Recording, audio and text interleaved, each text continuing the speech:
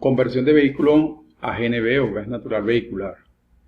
La tecnología ya es conocida, está completamente probada, aun cuando se trata de un biocombustible o combustible a partir de residuos. La conversión de vehículos a gas pasa a ser una excelente oportunidad si se consigue un proveedor confiable en este tipo de tecnología. Actualmente tengo cruce de información con una empresa en la India, la cual puede convertirse en un proveedor confiable que nos ayude a impulsar el desarrollo de un taller de conversión a gas natural. Este no es un desarrollo que lleve mayores cosas, pero ciertamente pasa a ser un muy buen negocio. Esta empresa nos puede facilitar un kit de conversión que está constituido por una válvula reguladora de presión, el sistema electrónico, por supuesto una de los componentes, todos son principales, el contenedor, los sistemas de inyección, tiene todo, las válvulas de carga de combustible y de alivio, en fin, el kit aparece indicado alrededor de los $600, pero parece que el precio para nosotros puede ser mucho más bajo. Esto hay que revisar y analizar, pero creo que pasa a ser uno de los pilares para impulsar ahorita. Bueno, seguimos avanzando, vamos con, dentro de las oportunidades, seguimos las oportunidades, lo que son plantas de biodiesel. Bueno, ¿qué es el biodiesel? El biodiesel es un biocombustible, es un líquido que se obtiene a partir de lípidos naturales, como grasas, vegetales, animales, con o sin previo uso, mediante procesos industriales de esterificación o transesterificación, que aplica en la preparación de sustitutos totales o parciales del petrodiesel o gasóleo obtenido del petróleo. En función a cómo las proporciones que se designan una serie de anotaciones. Un B100, por ejemplo, es biodiesel 100%, y así, por ejemplo, anotaciones como B5 es 5% de biodiesel y el resto es gasoil normal, 15 es 15% de biodiesel y así sucesivamente. ¿Cuál es el ciclo del biodiesel? ¿Por qué se llaman energía, un agrocombustible de ciclo cerrado de carbono? Que aquí lo podemos ver. Acá está el autobús, la emisión es CO2, el CO2 es absorbido por las plantas, en este caso es girasol. Ellas, en su semilla, que están cargadas de aceite, bueno, se extrae el aceite, se refina, y por un proceso de transesterificación, que básicamente se agrega alcohol y en presencia de un catalizador, se obtiene el biodiesel y glicerina. Que esta glicerina, bueno, tiene uso en la industria farmacéutica y de alimentos. Por eso que se le llama ciclo cerrado, no contamina, o la contaminación es mínima en cuanto al... No hay, las emisiones de CO2 son cero.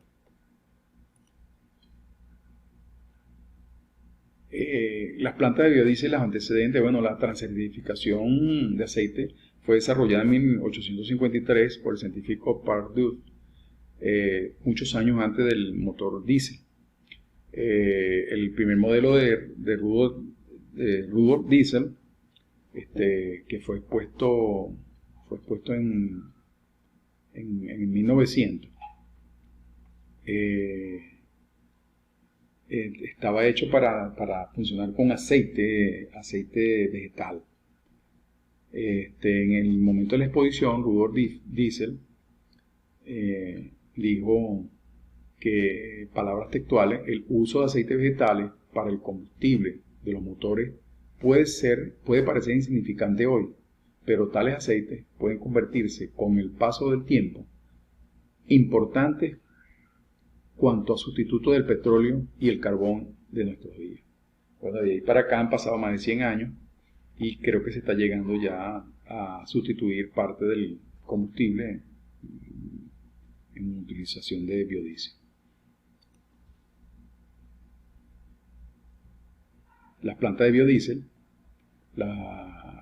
Bueno, vamos a hablar un poco de las propiedades. El biodiesel, la descripción química, son compuestos orgánicos de ésteres monoalquílicos de ácidos grasos de cadena corta y larga. El biodiesel tiene mejores propiedades lubricantes, mucho mayor índice de cetano que el diésel de poco azufre. Así, estamos comparándolo ahorita con el que se obtiene del petróleo.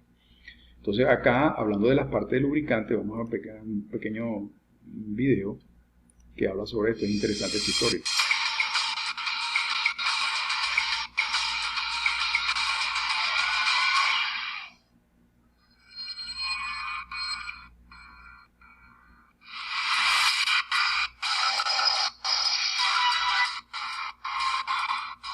Me preguntan si el biodiesel ayuda a la lubricación.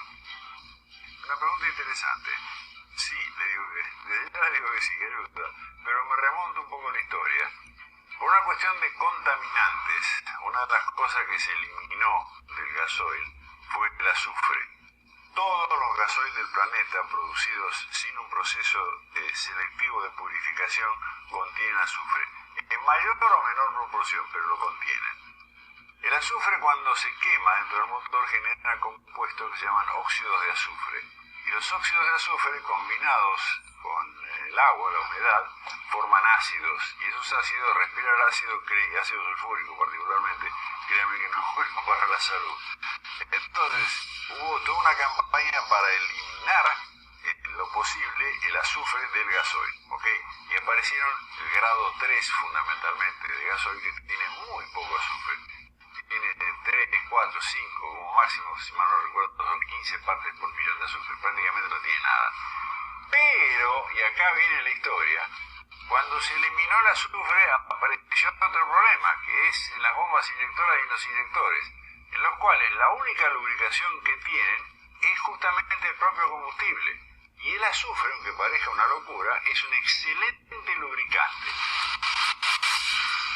Se eliminó el azufre y se empezaron a engranar las bombas, a gastar los ejes, a gastar las agujas de los inyectores, y empezó a haber un montón de problemas. El azufre también trae un montón de problemas porque es un formador de carbones.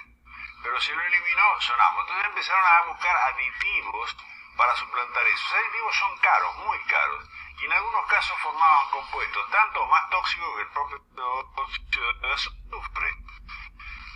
Hasta que vino alguien y dijo, ¿y si le ponemos biodiesel sabiendo que el biodiesel es un excelente lubricante? ¡Pum! Gol. Le pusieron biodiesel y con eso se resolvió el problema. Porcentajes que no deben ser inferiores al 3%, porque ya son suficientes. Bueno, se ha ido aumentando por cuestiones de emisión, favorece las emisiones del biodiesel, pero es un excelente lubricante.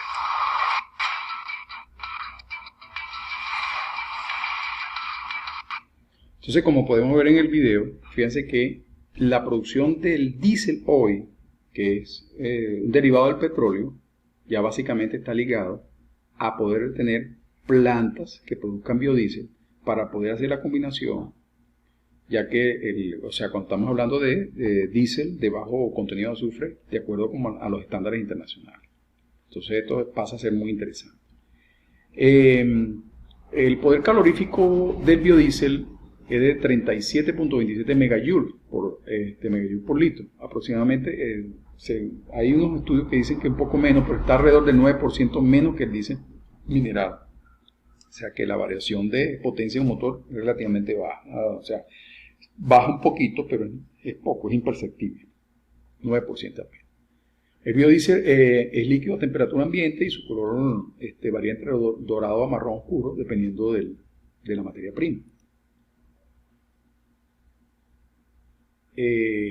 Las plantas de biodiesel, o sea, en este caso las propiedades, es inmiscible en el agua, no se mezcla, tiene un punto de ebullición alto y baja presión de vapor, su punto de inflamación es superior a 130 grados centígrados, o sea, mucho mayor que el del diésel, que es 64, la gasolina 40.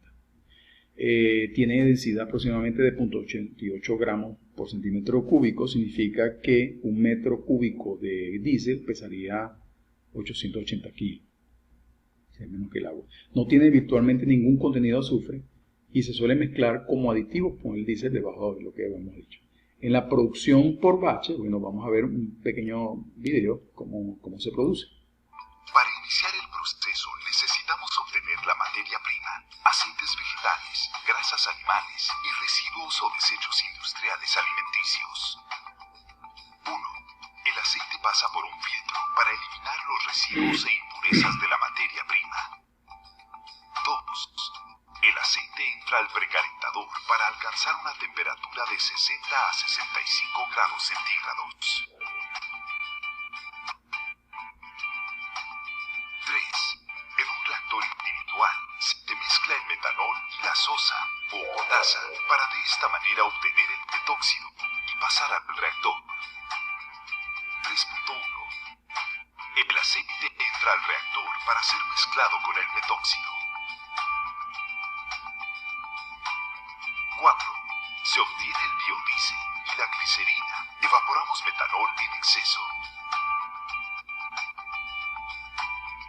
5. Separamos la glicerina y al mismo tiempo recuperamos el metanol a una temperatura de entre 70 y 75 grados centígrados.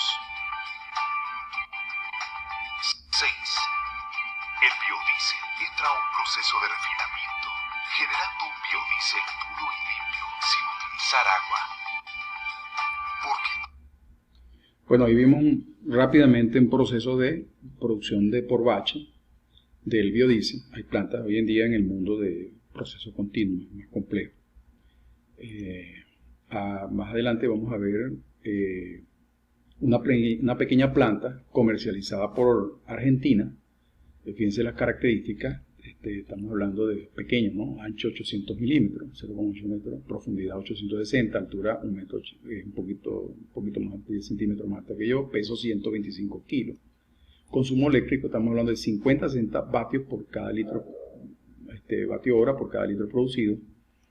Tiene una capacidad total de 275 litros para una capacidad de proceso de 240. O sea, la producción de biodiesel estaríamos hablando de 200, el bache serían 200 litros de biodiesel y de entre 30 a 40 litros de glicerol. Bueno, hay otros datos. Un dato importante, el tiempo medio de falla, o sea, el tiempo medio de falla, estamos hablando de 10.000 horas, o lo que equivale, según ellos dicen, a 5.000 mezclas. Bastante bien, han hecho un trabajo ahí.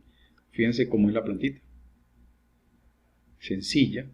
Nosotros podemos producir este tipo de planta. O sea, que básicamente es mezclar aceite. O sea, se ve que el proceso es completamente sencillo. Una planta pequeña.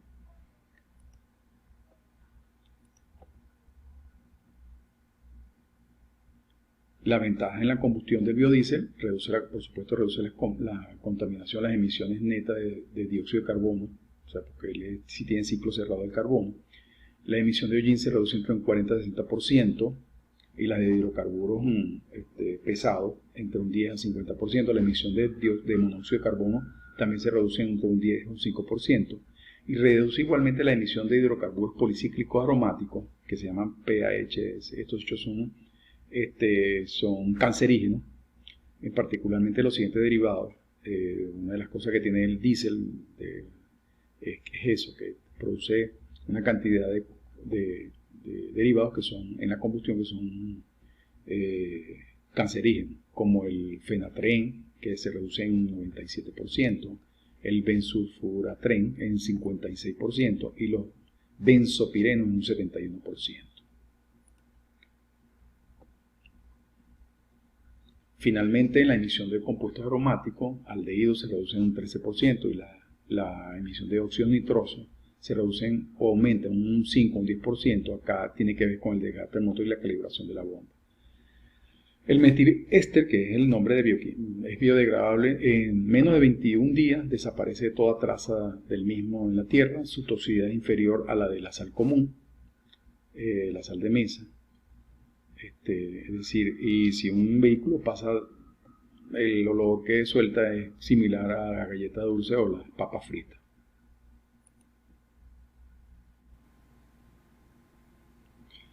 Bueno, seguimos con la parte de la planta de biodiesel. Esta es la última lámina. Estamos hablando ya del rendimiento de cultivos en litros por hectárea año. Nosotros estamos apuntando a agrocombustibles de tercera generación, que están compuestos básicamente por producción de oleaginosas que no sean comestibles, como el ricino, tártago, que tiene muchas aplicaciones en la industria. Estamos hablando de 500 o más aplicaciones en la industria, pero no se utiliza no es comestible. Y bueno, el otro punto sería el de las algas. Hay varios tipos de explotación de aunque ya es un agrocombustible de tercera generación. En la tabla podemos ver que desde la soya, que tiene apenas un rendimiento de 420 litros por hectárea año, hasta el ricino tártago, que estamos hablando de 1320 litros. Acá podemos decir, también que en función a esto y cómo se van a colocar las cosas en cuanto a la compra y manipulación de diésel, ya de por sí antes de todo este problema era difícil. Pues muy posiblemente que una alternativa para la producción en el agro sea producir parte del mismo diésel para los tractores. Entonces, estudios indican que un tractor pequeño de 95 HP, aplicado en tareas de arado, presenta un consumo medio, o sea que no es ni el mínimo ni el máximo, un consumo medio de combustible que oscila entre unos 24 a 28 litros por hectárea. También considera que estos valores no cambian mucho en caso de que no haya un cambio en la tecnología, básicamente porque si un tractor es más grande, por supuesto que va a consumir más combustible por unidad de tiempo, el motor es mucho más grande, pero también es cierto que el trabajo lo haría en menos tiempo. De hecho, la tendencia es que el rendimiento mejore mientras más es grande el tractor, pero se mantiene allí, así que estaríamos hablando entre esos 28 a 24 a 28 litros. Entonces esto indica que una siembra de una hectárea de ricino puede dar para hacer 50 hectáreas año de arado, pues. Habría que hacer esos números, pero 1 en 50. Eso significaría que si se planta una hectárea, con el aceite que se extrae de ahí, estaríamos hablando de que un tractor pudiera arar 4.2 hectáreas por mes. Claro, es bastante bajo, pero si lo subimos a 10 veces ese valor, estamos hablando de 42 hectáreas. Entonces, esto pasa a ser algo interesante también en cuanto a lo que es la parte de las operaciones en el campo. Y por supuesto, básicamente no tal vez tanto por los costos en el origen del combustible, sino al precio final en que viene llegándole al productor. Bueno, entonces ya digamos que con esta lámina cerramos lo que es la parte del biocombustible.